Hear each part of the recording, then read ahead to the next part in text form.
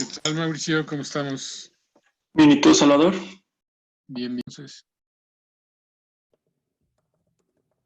pues si quieren empezamos. Y luego paso la lista.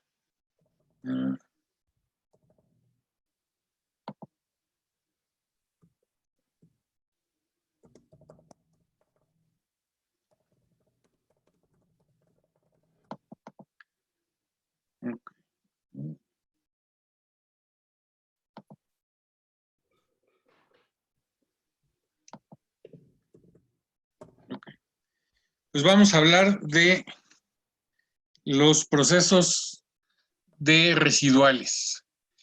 Y pues vamos a hablar un poquito de la historia y los problemas de los residuos de refinación, los usos y las especificaciones de los diferentes residuos, como son lubricantes, combustóleos, asfaltos y las tecnologías involucradas.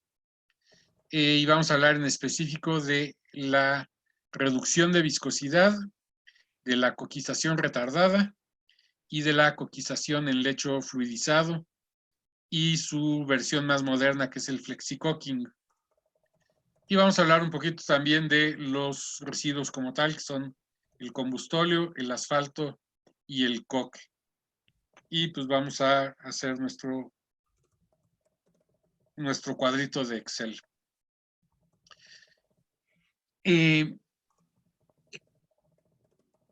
Si se acuerdan desde el principio de la clase que vimos en la parte de economía, que dependiendo del crudo, gran parte del crudo quedaba como el residuo de vacío. Y pues al principio ese residuo de vacío pues no era mucho problema, porque finalmente era el combustóleo, que era el combustible más barato, claro, el más contaminante, pero era, digamos, el combustible favorito de la industria. El problema del combustóleo es que es muy viscoso. Entonces, para controlar la viscosidad del combustóleo, pues vieron que había veces que era necesario agregarle un diluente, de modo de hacer lo que le llaman el stock. Pero agregarle un diluente pues es caro, porque generalmente el valor del diluente es mayor que el valor del combustóleo. Entonces, se les ocurrió el proceso de la reducción de viscosidad. ¿Y qué es la reducción de viscosidad? Pues es básicamente, si se acuerdan cuando habíamos hablado de la destilación atmosférica, habíamos dicho que a la hora que pasa por el calentador, tenía que pasar muy rápidamente y meterse a la torre de destilación. ¿Y por qué había que hacer esto rápidamente? Pues para evitar precisamente que hubiera un craqueo catalítico, no catalítico, un craqueo térmico. Si pasamos los 400 grados centígrados en la torre de destilación, empieza a haber craqueo. Y ese craqueo implica que va a haber deposición de coque.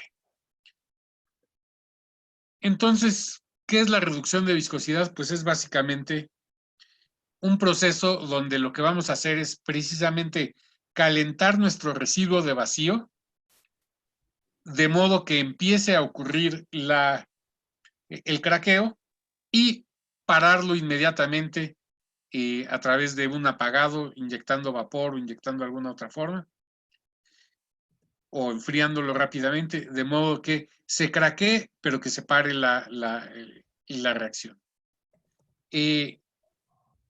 Al igual que en el horno para calentar una torre de destilación, vamos a usar un horno en espiral, de modo que se caliente, que la velocidad del fluido sea muy, muy rápida, que el tiempo de residencia en la caldera sea corto, y de ahí va a pasar a una cámara donde se va a llevar a cabo el craqueo, pero el chiste es nuevamente que se separe rápidamente.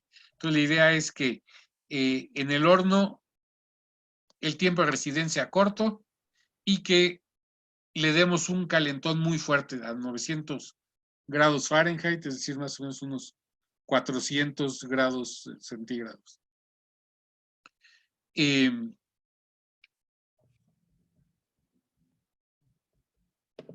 Y bueno, hay otro proceso donde se pasa, además de entrar rápidamente a la cámara, al horno, entra a una cámara de reacción donde el tiempo es más largo, pero y la temperatura del horno es menor, pero tiene el problema que hay una mayor depositación de coque dentro del tanque. Digamos que si aumentemos 100% de residuos de fondos de vacío, de residuos de vacío, lo que vamos a obtener después de darle este calentamiento, este craqueo térmico, es que nos va a aumentar, nos va a generar un 9% de naftas, un 14% de destilados intermedios, un 31% de gasóleos de pesado y el resto pues va a seguir siendo alquitrán. Esto es en una reducción de viscosidad bastante severa. ¿Y qué obtenemos con eso? Pues que nuestro combustóleo resultante va a pasar de 100,000 centistokes a 122 grados Fahrenheit a 45,000 centistokes. Es decir, vamos a reducir a la mitad la viscosidad sin haberle agregado ningún diluyente. Con lo cual, pues va a ser mayor la fluidez del producto y pues va a ser más fácil que se mueva por ductos o por lo menos que se descargue de tanques.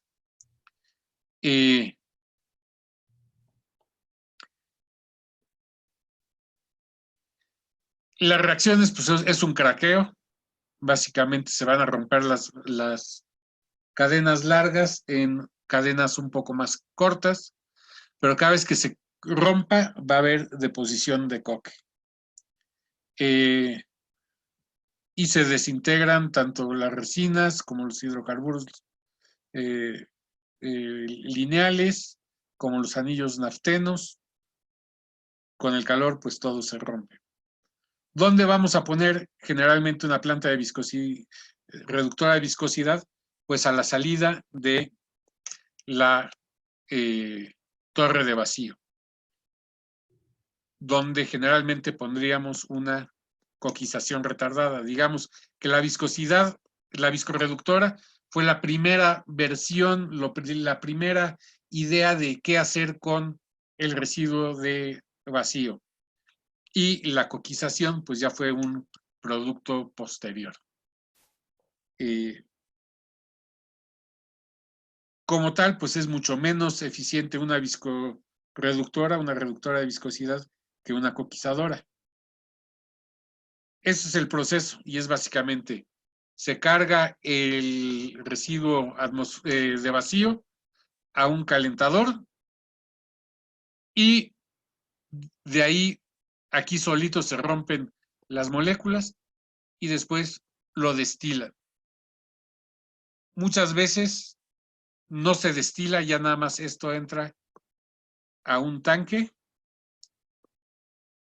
donde se le va a inyectar vapor para que se pare el craqueo y ya por un lado se va a sacar el agua que va a tender a irse al fondo y el producto ya craqueado, el combustóleo, pues va a salir.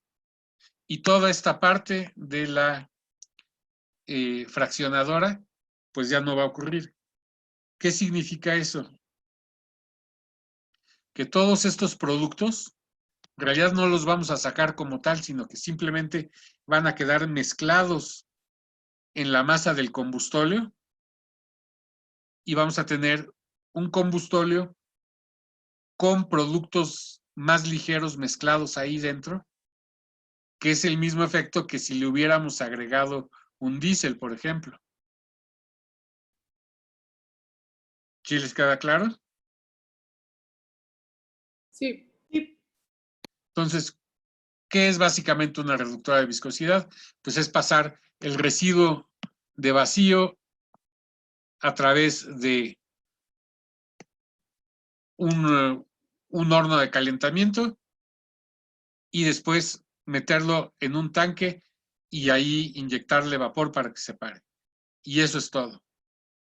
Si quisieran ustedes obtener gas y gasolina y gasóleo y combustóleo, pues lo podrían hacer, pero generalmente los rendimientos son muy poquitos, digamos, de una nafta, de cada barril de residuo de vacío, sacarían 0.094 barriles, bueno, por ciento de nafta.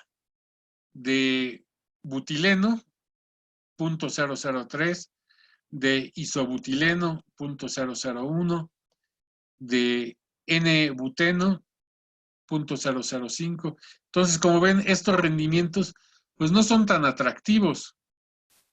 Y entonces, querer operar una torre de destilación para sacar esos productos, pues muchas veces no era tan rentable. Lo que sí era rentable era simplemente, como dice su nombre, bajarle la viscosidad al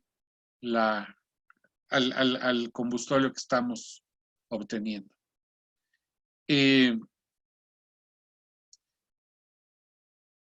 Pero en fin, pues es un proceso de manejo de residuales y entonces con esto se puede obtener una mayor cantidad de productos ligeros, si así se quisiera ver. Si se hace este proceso, digamos, para procesos como el diésel, pues podría servir para controlar el índice de diésel o de las gasolinas, controlar el octanaje, dado que pues obtienes gasolinas de mayor octano. Pero pues nuevamente repito, la reductora de viscosidad no está obteniendo productos ligeros, simplemente estamos rompiendo parte de las moléculas grandes, pero se van a quedar ahí mismo en el seno del combustóleo. Entonces, pues no vamos a usar estos rendimientos. O sea, sí se va a romper en esto, pero no los vamos a separar, se van a quedar ahí adentro. Entonces, ¿cuál es su principal beneficio? Que no tenemos que agregar diluyentes para el mezclado y que vamos a obtener un combustóleo de menor viscosidad. Y entonces, pues, hubiéramos usado viscosidad, hubiéramos usado diluyentes que se hubieran salido de la FCC y pues ya no se van a usar. Pues tiene su margen y tiene sus costos asociados de electricidad, vapor, agua de enfriamiento, combustible. Bueno, eso es lo que vamos a ver de la reductora de viscosidad. Pues los combustóleos, como ya lo vimos cuando vimos servicios auxiliares, es sumamente viscoso. Para que se mueva el combustóleo, se necesita una de dos. O si es en un ducto, el ducto necesita tener venas de vapor o venas de calentamiento eléctrico, de modo que le metamos, aquí es como una tubería chiquita de cobre, un tubing de cobre, donde le vamos a meter por acá vapor Cada X tiempo, pues tenemos que conectarlo a una trampa de vapor para sacar condensado. Y la idea es mantener esta tubería donde está corriendo el combustóleo.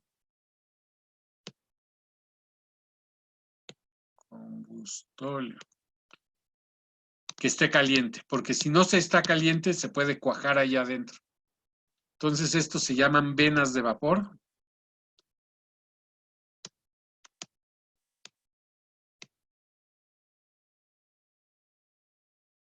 Y también hay pues venas eléctricas. Por supuesto, encima de las venas pues hay que poner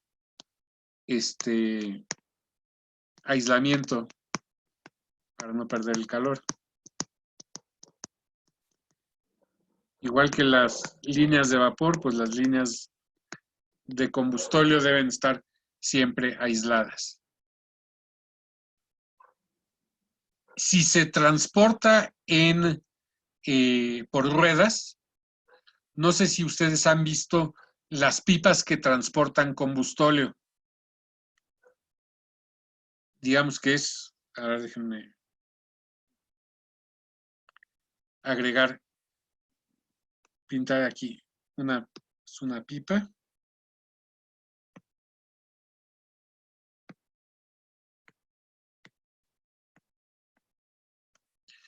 Pero curiosamente aquí tiene un cañón, o sea, un tubo que va a recorrer por adentro todo el interior de la pipa. Y aquí tiene una flama. Entonces, está usando parte del mismo combustóleo que trae adentro a través de una bombita y de una esprea. Está quemando ese combustóleo para mantenerlo caliente.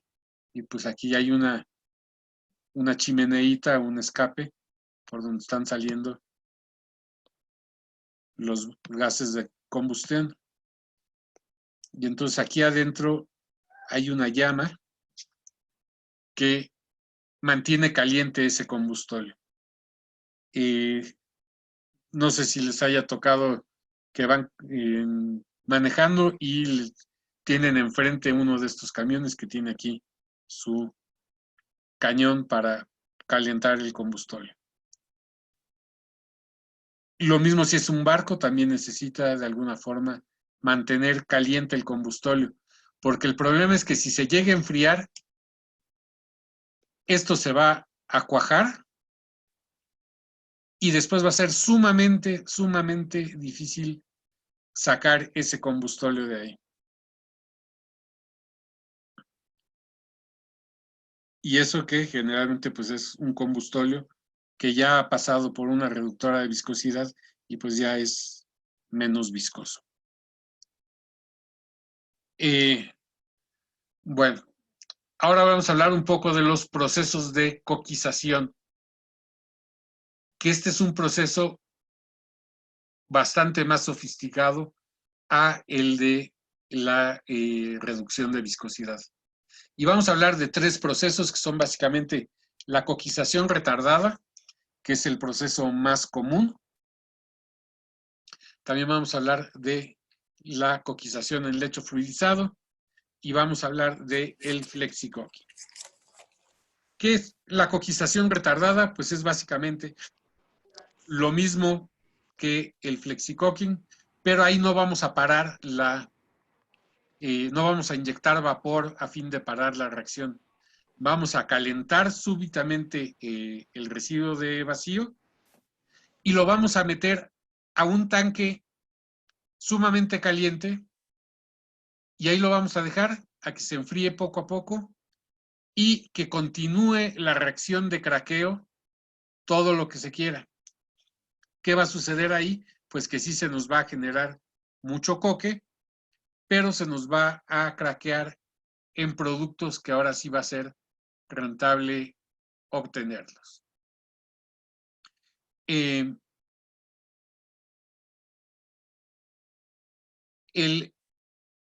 lecho fluidizado es una tecnología que se inventó para tratar de evitar que se formara coque. o que hubiera coque depositado en las paredes, que es sumamente difícil de quitar. Entonces la idea es, en vez de que se me deposite el coque en las paredes, vamos a mantener el coque en un lecho fluidizado. Y después está el flexi-cocking, que lo que es, digamos, una mejora a la coquización en lecho fluidizado, donde estamos aprovechando el coque en estado fluido, en la cama fluida, para gasificarlo realmente y sacar un gas combustible que sea mucho más limpio, y con eso reducir drásticamente la producción de coque y de productos de y de cantidad de azufre en los gases de combustión, porque vamos a sacar ácido sulfídrico como un gas, y ese lo vamos a poder limpiar. Entonces, pues son las 3 tecnologías. Vamos a hablar primero de la coquización retardada. La coquización retardada es muy interesante porque, digamos, si yo inyecto, o bueno, alimento un barril de residuo de vacío que tiene 50 carbonos más o menos, de ahí voy a obtener gas LP, voy a obtener naftas, voy a obtener gasóleos ligeros y gasóleos pesados, y como desecho voy a tener el famoso coque.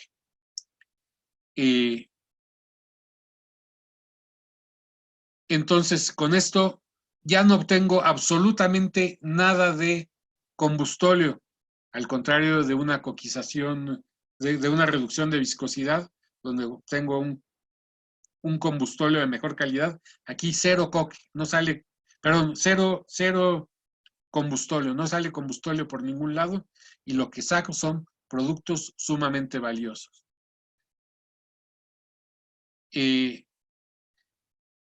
La calidad, pues depende de la calidad del residuo de vacío. Entonces, si tengo azufre, pues voy a obtener también azufre, y eso voy a tener problemas un poco en la emisión de azufre. Puedo regular qué tantos isómeros de butano obtengo. Voy a obtener naftas, pero pues van a ser naftas con azufre, entonces necesitan ser hidrodesulfuradas. O si no hidrodesulfuradas, tratadas con algún medio de modo de quitarles la acidez. No es conveniente o muy conveniente hidrodesulfurarlo, porque si lo hidrodesulfuro, voy a perder mis dobles ligaduras, o sea, el hidrógeno va a atacar las dobles ligaduras y voy a perder puntos de octano. Pero hay otros procesos como el MEROX, donde se trata la gasolina con químicos que le van a quitar el azufre. Voy a obtener gasóleos con altas cantidades de olefinas. Nuevamente voy a tener problemas de azufre e hidrógeno y nitrógeno. Entonces ahí hay que ser cuidado de no perder, si lo que quiero es conservar precisamente mis olefinas.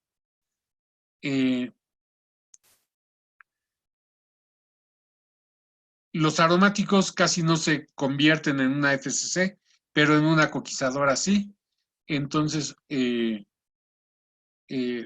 pues incluso se pueden tratar aromáticos.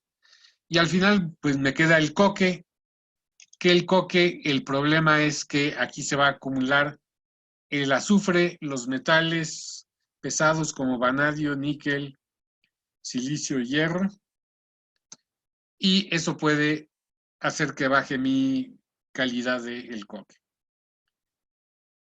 ¿Qué tipos de coque hay? O sea, el coque en sí es valioso siempre y cuando sea de un coque de buena calidad. El coque de mejor calidad es el que se usa para los ánodos, para para soldaduras. Pero ese coque debe tener menos del 2.5% de azufre y menos de 550 partes por millón de metales. Y temo decirles que el coque que se obtiene, perdón, en las refinerías mexicanas, muchas gracias, pues sobrepasa esas especificaciones. Otro tipo de coque es el coque verde, donde ahí está metido todavía dentro de los poros del coque hidrocarburos. Entonces, ese coque, pues, todavía necesita ser tratado para convertirlo en un coque de mayor calidad.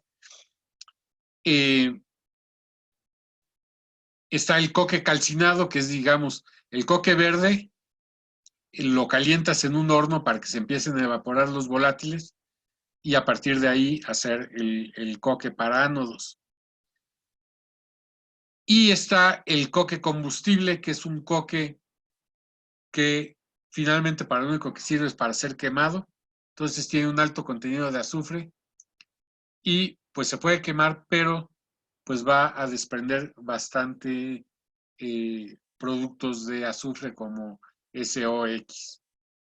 Ese es el que se produce aquí en México y lo que se hace es que se les vende muy barato a las plantas cementeras, de modo que forme parte de su proceso de calcinación de la cal. En cuanto a su estructura, pues hay el coque esponja, que como dice su nombre, es un coque altamente poroso, y por lo tanto es más frágil que otros tipos de coque. Entonces, cuando se me produce en mi coquizadora, es fácil removerlos porque con algunos métodos como son el chorro de corte de agua, se separan fácilmente. Después está el coque aguja, que ese es un coque muy denso. De hecho, este coque aguja es el que se usa para estos ánodos. Y como tal, pues es el coque pues, más valioso, pero pues es difícil de encontrarlo. Procede de coques de cuando se tienen compuestos aromáticos múltiples, como el aceite cíclico pesado, que si se acuerdan son múltiples cadenas de aromáticos juntos. Hola, prof, perdón, ya llegué. Ah, qué bueno, qué bueno. Gracias. Bienvenida.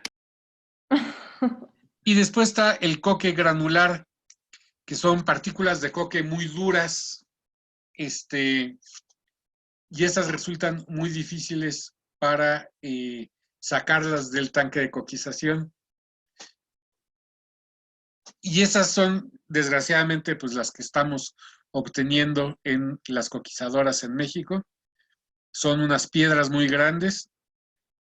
Bueno, van van de todos tamaños, pero hay algunas que son del tamaño de una pelota de básquetbol.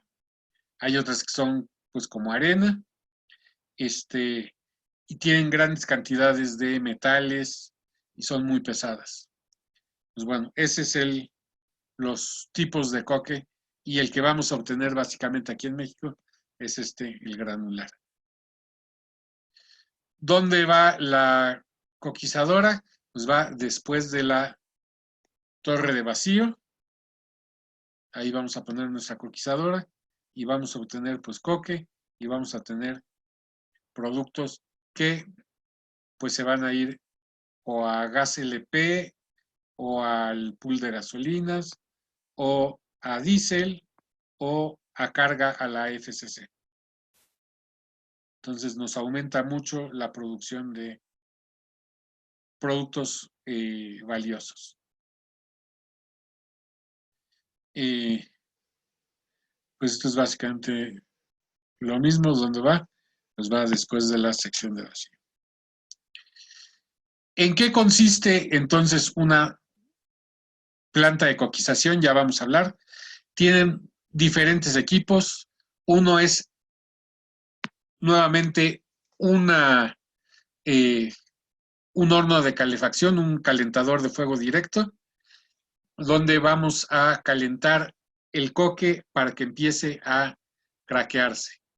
Después, uno o varios, de hecho varios, tambores de coquización, donde se va a acumular el coque y se va a dejar ahí a que se vaya rompiendo las moléculas y que se lleve a cabo todo el proceso.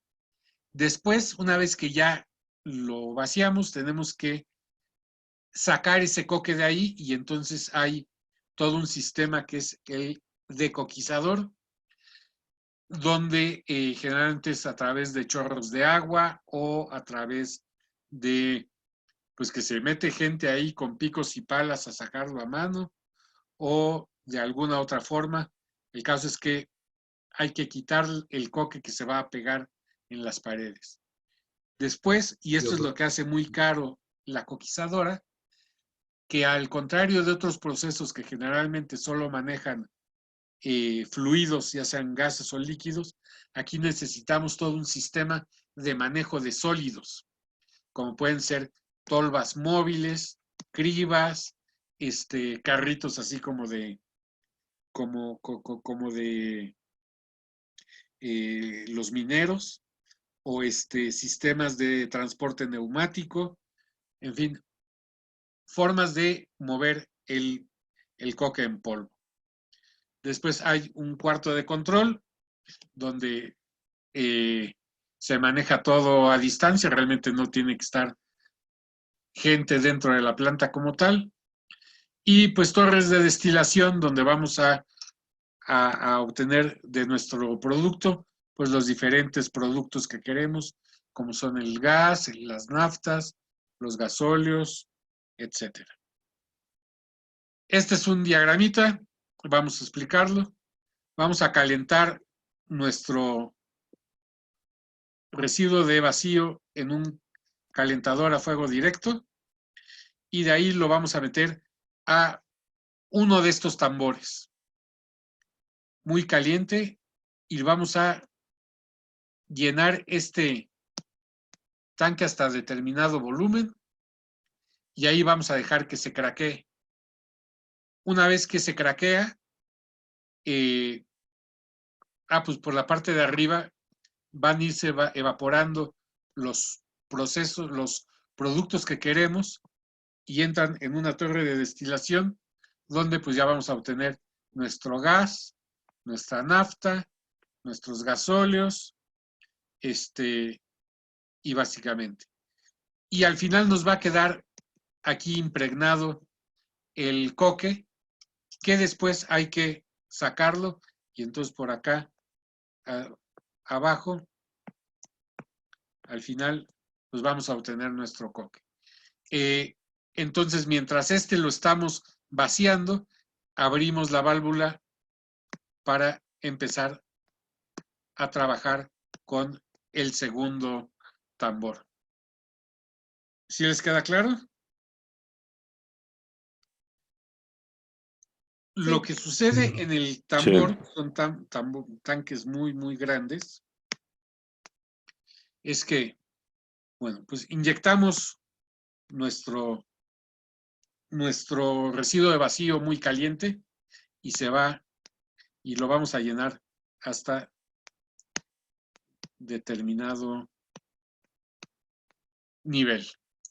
Y entonces lo que va a suceder es de que se va a empezar a acumular el coque en las paredes, se va cristalizando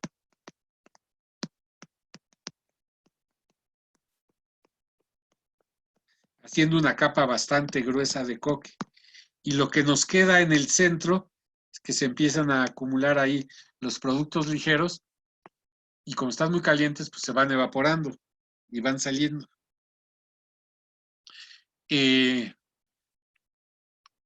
Al final los gasóleos, pues no necesariamente todo se evaporó. Parte hay que,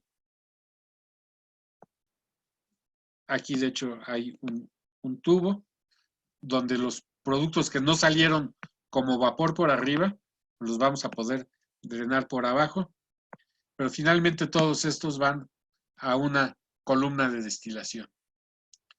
Y lo que nos queda, pues es en la pared, toda una capa muy gruesa de coque. Entonces, aquí es donde se baja un sistema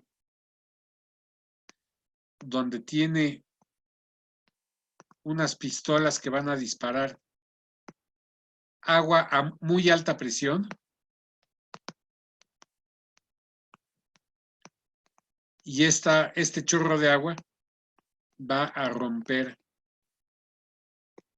el coque. Y entonces el coque ya en cachos se va a acumular por acá. Y aquí abrimos una, una tolva. Esto tiene forma cónica precisamente para que por aquí vayan cayendo. Y entonces abajo pues ya ponemos carritos o un gusano sin fin que vaya girando y que vaya moviendo el coque, o un sistema de transporte neumático. El caso es que ahora vamos a tener que lidiar con sólidos. Y estos sólidos, pues ver qué hacemos con ellos. Otra forma,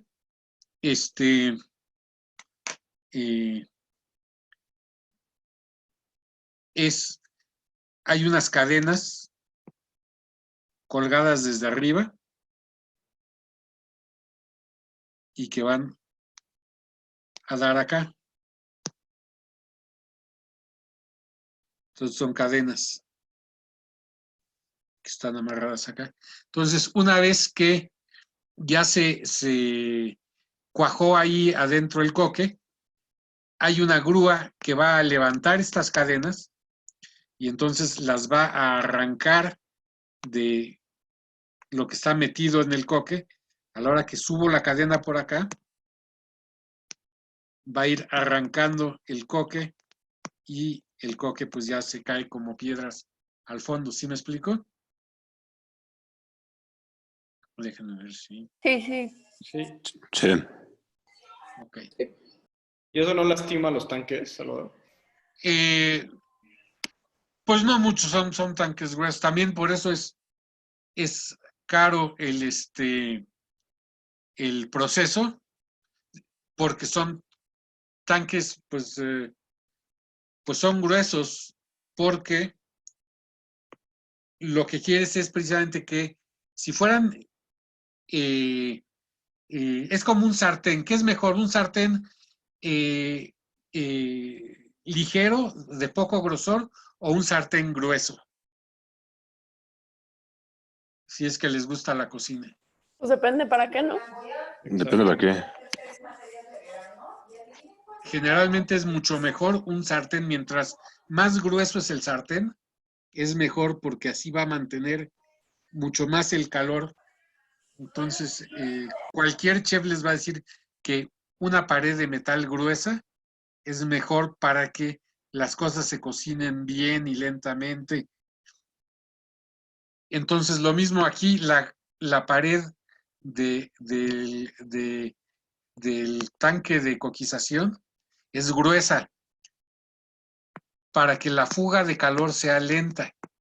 Por eso se llama esto coquización retardada, porque esto lo llenas y se tarda, pues no sé, un día o dos en que se termina todo el proceso de craqueo, y después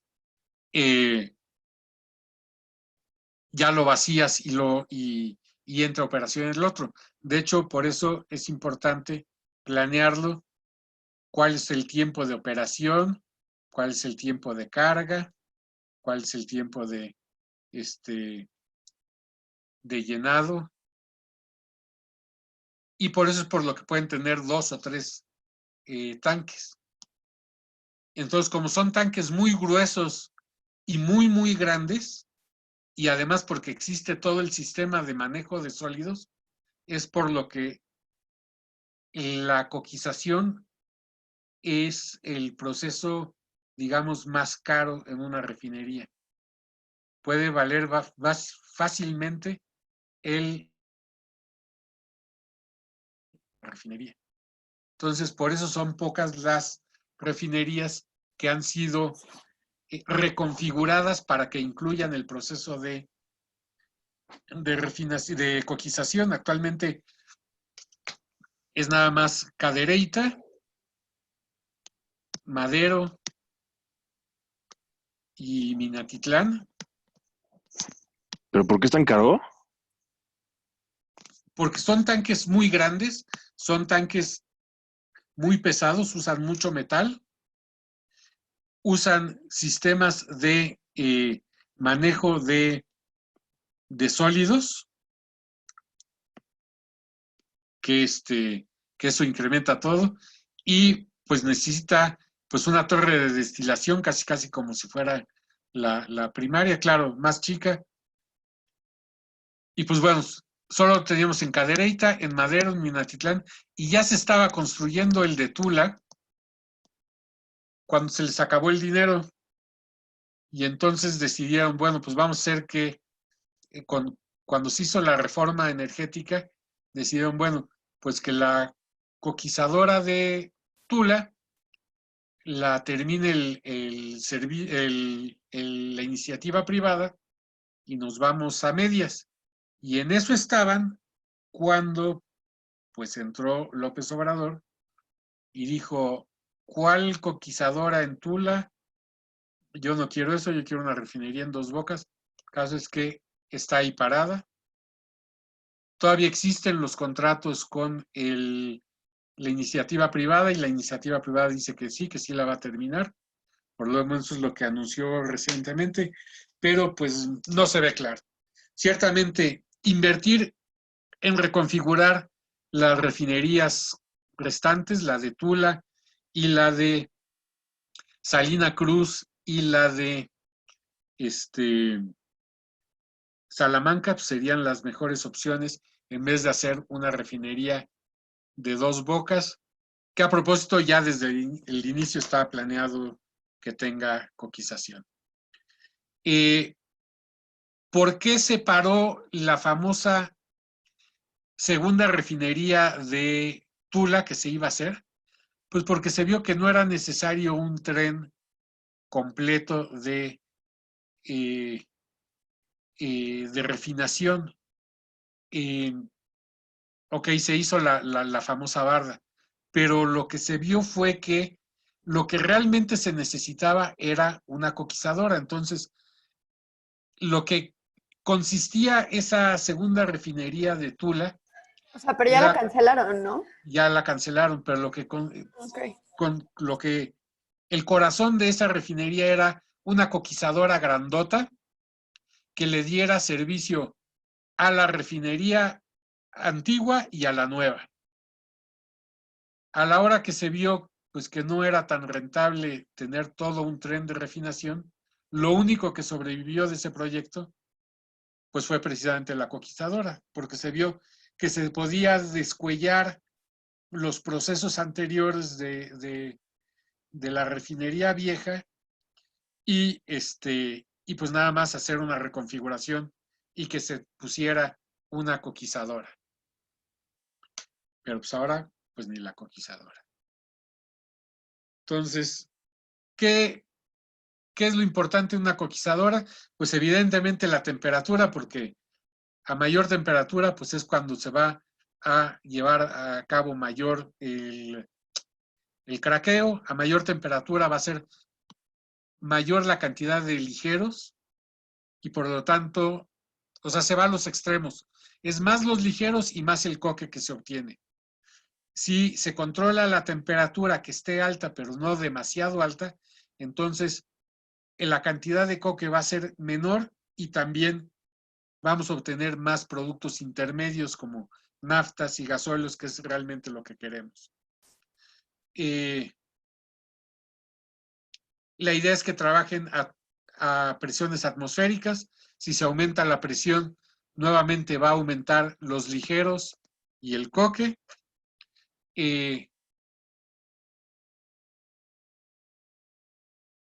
La idea básicamente es que no haya recirculación, básicamente que se inyecte el producto y ahí se deje. Si hay recirculación, puede aumentar la cantidad de coque granular, va a haber mayor cantidad de componentes aromáticos y por lo tanto el coque ya no va a ser el coque esponja, que es el que queremos, sino el coque, no, al contrario. Sí, a ver cómo está la cosa. Sí es bueno cierta cantidad de recirculación, porque al contrario, el coque, la recirculación hace que aumente el coque esponja y que se reduzca el coque granular. La forma de medir la calidad del carbón es el carbón Conradson. De hecho, desde la SAI ya hablan ahí de cuál es el carbón Conradson que se espera de cada tipo de crudo. Entonces, dependiendo del carbón Conradson, vamos a saber qué tanto coque vamos a esperar de nuestro crudo. Y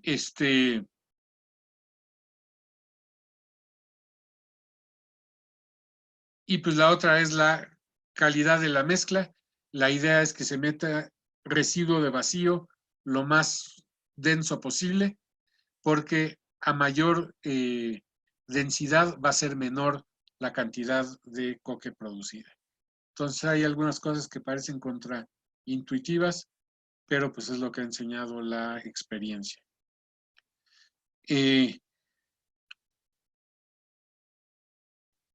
Los cuellos de botella, pues son pues la capacidad del tanque. Como son tanques muy grandes, pues lo mejor sería que fuera el tanque más grande posible, pero pues eso hace que sea mucho más caro. Entonces, pues ese es el cuello de botella. Y luego el número de tanques, porque eso nos va a dar flexibilidad en operarlo en diferentes formas. Y el otro cuello de botella es qué tan rápido lo puedo calentar. Y todo esto tiene que estar en función de pues, la calidad del crudo alimentado, es decir, de su calidad de carbón Conradson. ¿Cuáles son los rendimientos? Pues como ven, son mucho más interesantes que en una reductora de viscosidad.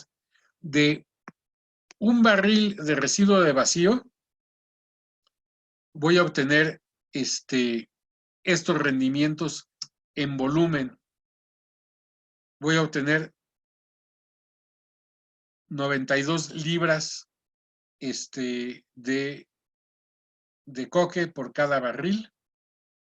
Este es el rendimiento base. Dependiendo de la densidad, pues habría que hacerle ajustes, pues con esta formulita. Pero básicamente estos son los rendimientos que yo estoy viendo. Y lo que veo es que de naftas obtengo más o menos un 22%, de gasóleos ligeros un 28% y de gasóleos pesados un 21%. Entonces, esto ya hizo que se hiciera muy rentable esto porque estoy destruyendo gran cantidad de combustóleo, lo estoy volviendo productos valiosos.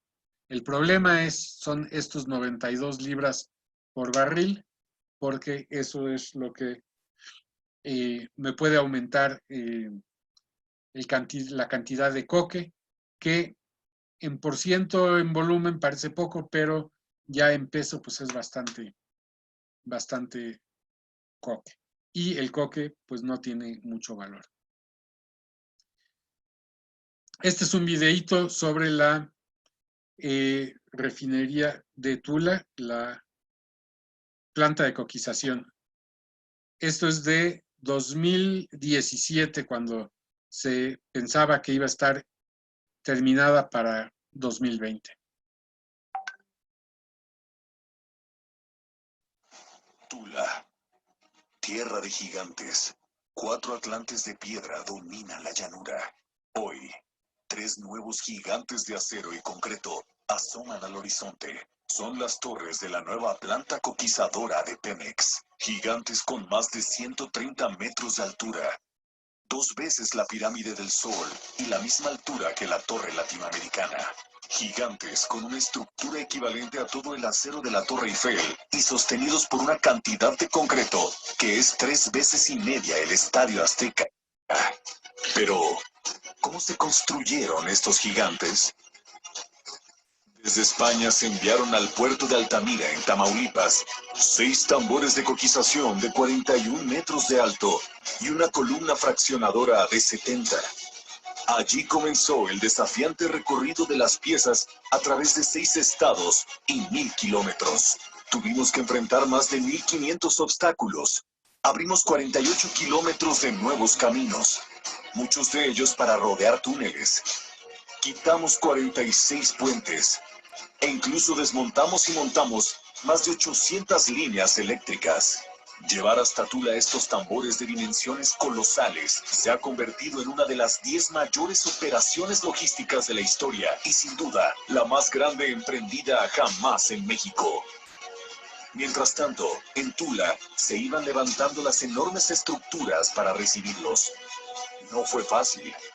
Tan solo para mover y levantar los tambores se necesitaron 5 semanas y 3 grúas. Una de ellas, capaz de levantar 3000 toneladas, es la segunda más grande del mundo. Todo ha sido un reto de ingeniería fascinante. Pero, ¿para qué servirán estos gigantes? En la nueva planta coquizadora se aprovechará el combustóleo, que hoy es un producto residual de baja demanda. Reutilizaremos hasta el 80% para obtener más diésel, gasolina, turbocina y coque. Con una inversión de $2.600 millones, se incrementará la producción de toda la refinería. Usando la misma cantidad de petróleo, pasaremos de 154,000 a 219,000 barriles diarios entre gasolina, diésel y turbocina, además de 4,400 toneladas de coque. Esto representa un aumento de más del 40%. Pues bueno, pues hasta ahí quedó, porque Se pues, ve todo muy bonito, pero pues pero pues no se hizo. ¿Y qué le hicieron a los tambores Ahí están. enormes que se decían? Pues ya están instalados, pero pues no está terminada la planta. Este es otro video, no es el mismo.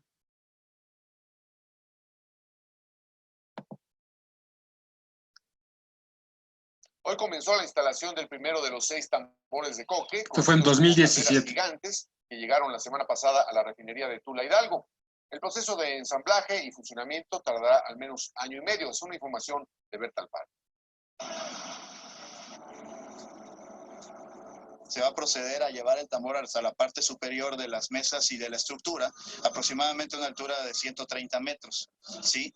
Y después se procederá a ir bajando por cada uno de los módulos hasta llegar a la base, en donde le esperan 54 anclas para poner finalmente su posición.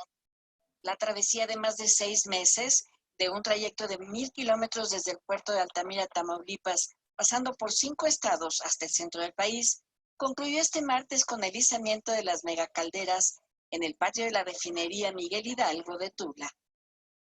Desde el punto de vista de reto, pues más de 1500 obstáculos que fueron removidos, entendiendo por esto puentes peatonales, puentes de carreteros, o así que de todo tipo, hasta letreros que se tuvieron que quitar. Una grúa monumental fue utilizada en las maniobras para montar el tanque de 41 metros de longitud, 10.5 metros de diámetro y un peso de 565 toneladas. La colocación de estos tambores de coque forma parte de la reconfiguración total de la refinería proyectada para el segundo semestre de 2019. Es una grúa única, sin duda. Solo hay 3 en el mundo, esta es la tercera. Y fue traída a México solo para esta maniobra por el momento. Va a estar aquí a apuntar los 6 tanques de coque y la torre fraccionadora. Pues bueno, pues fue la Hoy triste comenzó la historia. instalación del ¿Y en qué está parado, Salvador? O sea, ¿hasta dónde llegaron? Llegaron a instalar estos tambores y falta pues hacer todas las plantas de apoyo. Lo que falta es hacer pues el tren de destilación, bueno, conectarlo, poner el horno, pues hacer todo lo demás. Lo único que están puestas pues son los tambores y la torre de destilación, pero falta conectarlos con todo.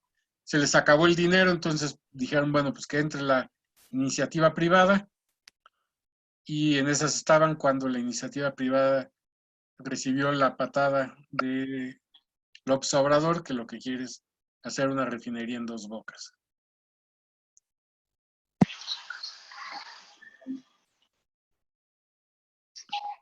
Entonces, bueno, pues ¿qué depende de aquí? Pues para que esto sea rentable, pues que haya un diferencial entre el precio ligero y el pesado, la calidad de los productos a sacar coque y pues los costos de operación. Con un diferencial amplio, pues los rendimientos, los márgenes son sumamente atractivos, pero incluso con un diferencial estrecho sigue siendo atractivo. Y pues estos son los costos de operación de una coquización retardada. Y el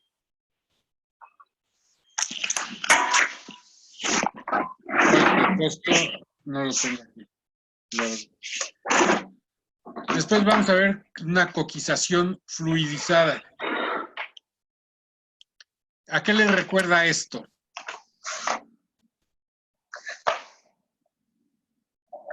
¿Dónde han ¿Qué visto nos esto? recuerdas? A la FCC. Exacto. Agarraron el mismo, tuvo tanto éxito una FCC que se pusieron a pensar, ¿cómo puedo hacer para no tener ese manejo de coque tan difícil y tan pesado en una planta de coquización? Dijeron, pues ¿por qué no usamos exactamente el mismo principio que en una FCC? Nada más que en la FCC lo que tenemos como lecho fluido es el catalizador, que es un polvo. Aquí no tenemos ningún catalizador, es un craqueo térmico. Pero dijeron, bueno, ¿qué tal si lo que tenemos como polvo es el mismo coque, que esté muy caliente? O sea, hacen Entonces, un lecho fluidizado de de coque, coque con algún catalizador o sin catalizador, puro coque. sin catalizador, no hay catalizador. Lo que tenemos es Okay. un lecho de partículas de coque a altas temperaturas, donde lo fluidizamos con vapor. Y entonces, y con aire, y aire caliente. Entonces, lo que tenemos es que metemos pues no en líquido, porque no en gas, porque no se evapora, pero meter el residuo de vacío en chisguetes a través de espreas, de modo que se hagan gotitas adentro del el lecho fluidizado. Y entonces es tal el calor que la idea es que se craquee el hidrocarburo, y el hidrocarburo, a la hora que se craquea, ese también se gasifica y forma parte del gas que está manteniendo todo como lecho fluidizado. Y van a salir los productos por acá arriba. Hay un scrubber para evitar que se vayan los finos. Y el coque caliente más bien el coque, ya una vez que se enfrió, lo vamos a enviar acá y aquí vamos a inyectar aire caliente. Y lo que va a hacer ese aire caliente es que va a quemar parte del coque, que va a generar una carga térmica muy grande. Esa carga térmica va a servir para volverlo a cargar al reactor muy caliente y que se haga esto. Y los gases de combustión pues van a salir a una chimenea y la idea es aquí aprovecharlo y generar vapor. Y que este vapor pues mueva turbinas o haga algo.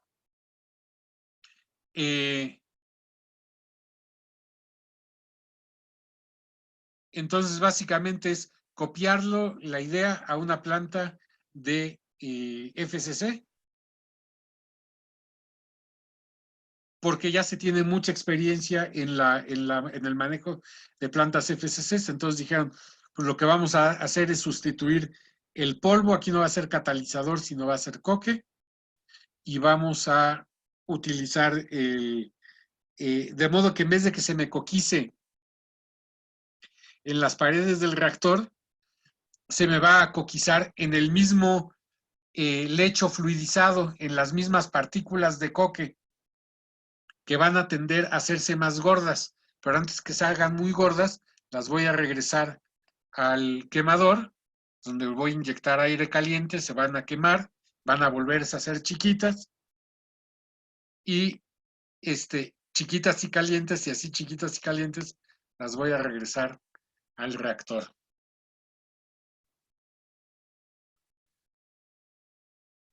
Pues realmente es un proceso bastante ingenioso. ¿Cuánto cuesta una planta de estas? Más o menos lo mismo que una planta de coquización retardada. Entonces, no hay ahorros en cuanto a la inversión, pero sí ahorros en cuanto a la disponibilidad del coque, que ya no tengo que lidiar con vender un coque, sino que la idea es que se vaya quemando y generando una carga térmica, y finalmente me ahorro todo el manejo de sólidos. Bueno, esa es la teoría. En realidad sí se produce coque, porque es más el coque que se va produciendo que el que se va quemando. Y finalmente, a la hora que estoy quemando este coque, pues por aquí estoy sacando productos con azufre y productos con nitrógeno. Y y quedan cenizas donde hay metales pesados. Finalmente sí hay coque, que finalmente hay que purgar una cierta cantidad de coque. Y pero al final sí te conviene pues recuperarlo, porque si no todo sería deshecho. Y así pues aunque sea una parte la salvas. Así es, sí. Así es. Ahora, en México no hay ninguna planta de coque fluidizado. La inversión había sido a la coquización retardada y como vimos, pues está parada. También en Dos Bocas lo que está pensado es coquización retardada. Pero pues, de todas formas, coquización retardada pues está mucho mejor a no tener coquización. Y después tenemos la planta de flexicocking, que es un proceso de Exxon. ¿Y qué es la planta de flexicocking? Es básicamente lo mismo que una planta de coquización fluidizada, pero con una diferencia, que es que en vez de quemar el coque, lo voy a hacer reaccionar con vapor a fin de obtener gas de síntesis, que es un gas con el cual puedo, que es un gas combustible. Entonces, pues tiene más usos. Incluso se puede usar para hacer gasolinas sintéticas, el gas de síntesis. Básicamente es lo mismo, nada más que es un proceso, pues está más sofisticado. Es lo mismo, entra el hidrocarburo a través de espreas, hay un lecho fluidizado muy caliente, de 950 a 1000 grados Fahrenheit, de partículas de coque y vapor. Ahí se va a craquear los hidrocarburos, los ligeros, el hidrocarburo craqueado y el vapor van a tender a irse para arriba. Hay un lavado para evitar que se vayan productos finos. Hay ciclones. Hay lo mismo que en una FCC. También hay inyección de vapor. Y los productos ya craqueados van a una torre de destilación. Y el coque ya frío se va a meter a un calentador donde, bueno, una parte se va a purgar y en vez de quemarlo, en vez de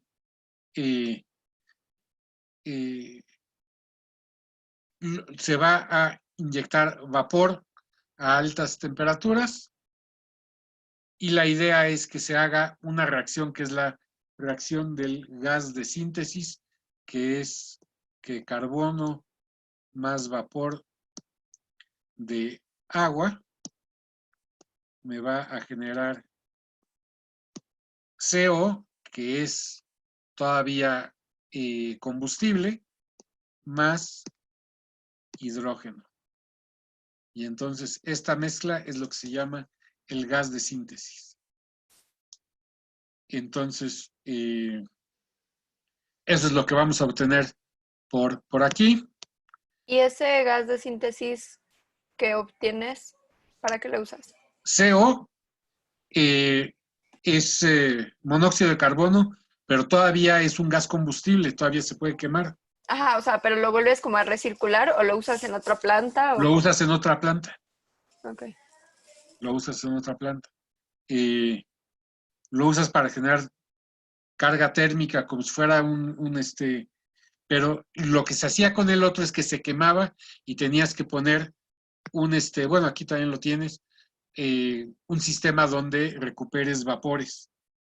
También lo tienes acá, pero con el añadido del gas de síntesis, que es el flexigas. Una parte sí se quema y se calienta, otra parte se recircula y otra se manda al gasificador y se va a producir el flexigas, que es hidrógeno y CO, y con eso destruimos la mayor parte del coque. Ya lo que sale de coque de purga, pues es muy poco. Entonces es un proceso más caro, pero pues es lo que hicieron. ¿Cuánto cuesta una planta de flexicoking? Es de un 30 a 50% más cara que una planta de coquización retardada o que una planta de coquización fluidizada por toda la parte de el flexigas.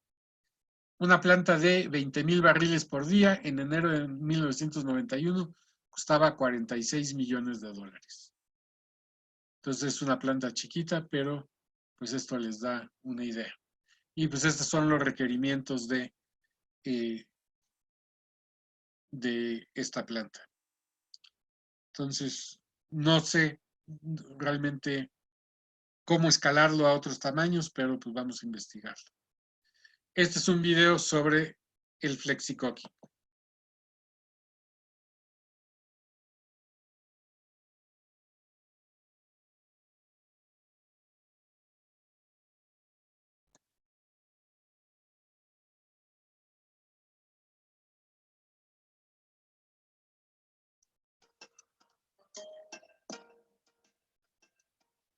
The need to maximize the production of products to meet ever more stringent environmental regulations and fill market demand creates a need for a cleaner, more efficient coking process. The trend towards an increasing supply of heavy sour crudes and shrinking markets for high sulfur residual fuel oil and petroleum coke has placed increasing demand on refineries to improve efficiency and reduce sulfur and coke byproducts in their processes. Compared to existing delayed and fluid coking units, ExxonMobil's FlexiCoking process is a preferred technology that enables refineries to respond to these changes and keep their operations current. In contrast to conventional delayed coking, FlexiCoking's unique design removes open coke pits and their associated particulate emissions with enclosed coke transfers. With this technology, there is no high sulfur petroleum coke to market, nor coke drum deheadings as associated with delayed coking. By integrating fluid coking with air-steam gasification, FlexiCoking technology substantially eliminates petroleum coke production, produces a full range of gas and liquid products, is capable of providing clean fuel multi-purpose gas called FlexiGas, and produces a small stream of low-sulfur coke that is purged to extract feed metals. As a result, the process offers greater flexibility when upgrading residuum. ExxonMobil's FlexiCoking technology is based on decades of expertise in both the operation and development of refineries. Similar to fluid catalytic cracking, the FlexiCoking process uses a fluid bed, low-pressure, carbon steel construction with refractory-lined main vessels. However, the FlexiCoking process is non-catalytic, with thermal cracking taking place on fluidized, table salt-sized coke particles. The ExxonMobil FlexiCoking process is an integrated, commercially demonstrated, cost-effective process that produces very minimal coke or pitch. This is accomplished by combining fluid coking with a gasifier to convert coke to an economical fuel called FlexiGas. Compared to refinery fuel oil, FlexiGas has the capability to lower particulate emissions by 97%, SOx emissions by 93%, and NOx emissions by 90%. FlexiGas also contains less than 10 parts per million H2S. Production of FlexiGas from coke provides a source of energy that can be used as fuel for boilers and fired heaters to generate steam and power, thereby reducing the overall fuel bill and environmental impact of the refinery. Alternatively, FlexiGas can be shared with neighboring facilities such as power plants, steel manufacturing, and cement plants, providing an additional source of revenue. FlexiCoking units can handle a wide variety of feeds, affording refineries flexibility in terms of feed processing. These include deep-cut vacuum resid, atmospheric resid, oil sands bitumen, heavy whole crudes, deasphalting unit bottoms, fluid catalytic cracking bottoms, ebulated bed unit bottoms, steam cracker tar, wastewater sludge, and refinery slop. As an example, over 97% conversion can be achieved in FlexiCoking, processing a residue with up to 40% by weight CCR. Furthermore, this technology has been integrated with petrochemical facilities to enable maximum production of aromatics and olefins. The first FlexiCoking unit was built in Japan and has been successfully operating for over 40 years without major equipment replacement. Presently, there are 12 licensed FlexiCoking units worldwide, 7 units in operation, 1 under construction to be completed in 2020 or 2021, and an additional 4 units in different stages of engineering. ExxonMobil will be with you every step of the way as you convert and update your refinery with the FlexiCoking technology. From initial consultations to development of licensing proposal, basic engineering package, design specification and operating guide, engineering support during feed and EPC stages, technology transfer, training, and startup support, as well as ongoing unit monitoring and optimization of operations for maximum profitability.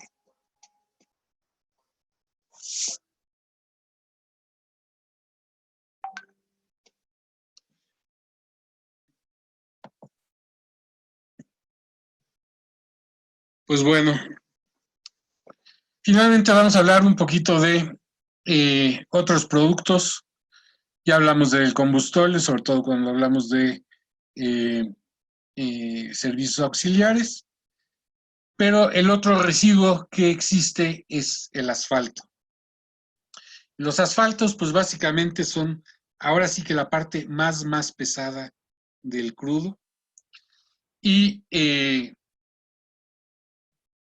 aquí su objeto no es producir un combustible, sino un producto para, pues para las carreteras. Entonces, ¿qué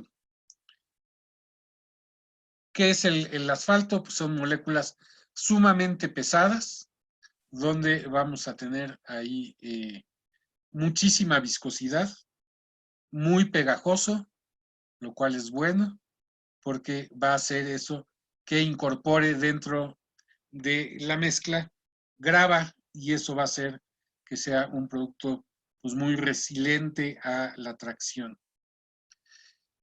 ¿Cuáles son las clasificaciones del asfalto? Pues el punto de ablandamiento, que ese lo que hacen es que ven a qué temperatura se empieza a hundir un peso estándar, y la penetración, que es que dejan caer una aguja y ven qué tanto penetra. La aguja también tiene un peso estandarizado, y entonces a la hora que la dejan caer a determinadas temperaturas, ven qué tanto penetra, y son pues las especificaciones que hay para clasificar los asfaltos. Los diferentes tipos de asfalto y cómo se producen. El asfalto más común es el que se llama el asfalto soplado, que lo que se hace es que se tiene un tanque, que son los fondos de vacío. Ahí se le mete aire caliente, que lo que va a hacer es, uno, que se evaporen pues todos los ligeros que aún pueda quedar, y que se empiece a polimerizar más, que se creen mayores ligaduras entre moléculas. Y pues eso es el asfalto. El asfalto después le pueden agregar nafta o queroseno de modo de diluirlo y de modo de que sea menos viscoso. Pero a la hora que lo aplican, después lo que hacen es que lo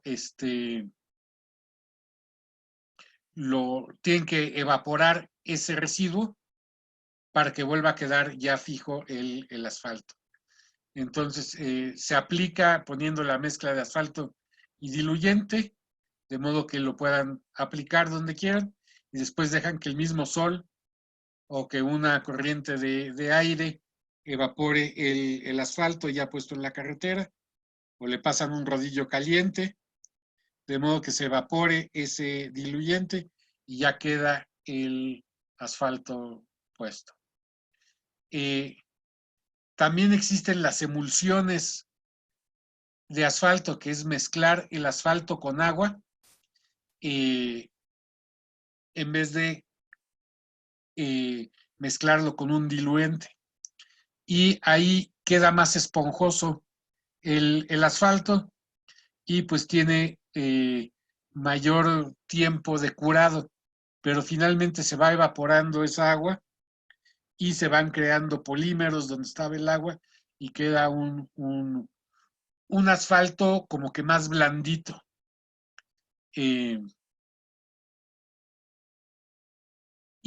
Pues hay muchas recetas de asfaltos y de calidades de asfalto.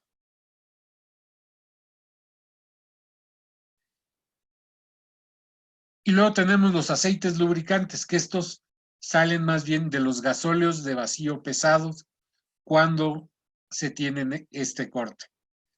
Y el proceso de los aceites lubricantes es básicamente de unos pocos tipos de crudos, que son los crudos lubricanteros.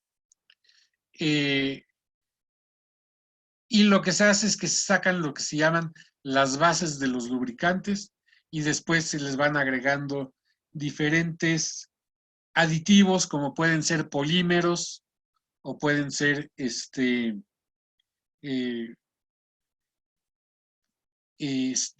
pegamentos que